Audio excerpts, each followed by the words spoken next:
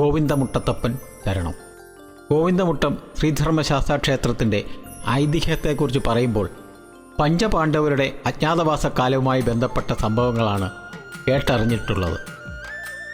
അജ്ഞാതവാസക്കാലത്ത് ഈ നാട്ടിലും അവർ എത്തി. കായലിനും കടലിനും സമീപമുള്ള ഭൂമിയായതിനാൽ ഇവിടുത്തെ ജലത്തിന് ലവണാംശം ഉണ്ടായിരുന്നു.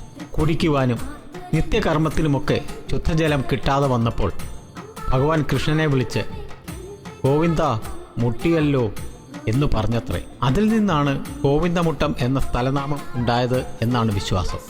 ഉടൻ കൃഷ്ണഭഗവാൻ പ്രത്യക്ഷനായി ഭീമനോട് നിന്റെ ഗത കൊണ്ട് ഇവിടെ ഒരു ഇടി കൊടുക്കുവാൻ പറഞ്ഞു അത്രേ.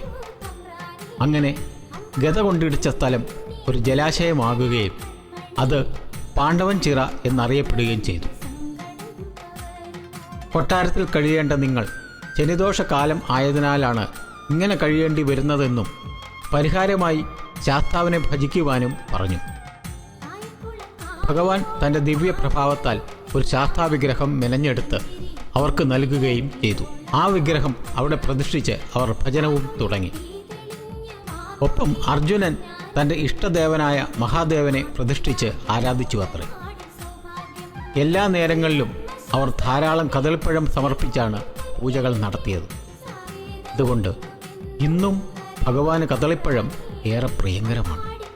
പാണ്ഡവർക്കാവും പഞ്ചപാണ്ഡവ ക്ഷേത്രങ്ങളും സമീപ പ്രദേശങ്ങളിൽ തന്നെയുള്ളപ്പോൾ ഈ ഐതിഹ്യം ഏറെ വിശ്വസനീയമാണ്. ഗോവിന്ദമുട്ടത്തപ്പൻ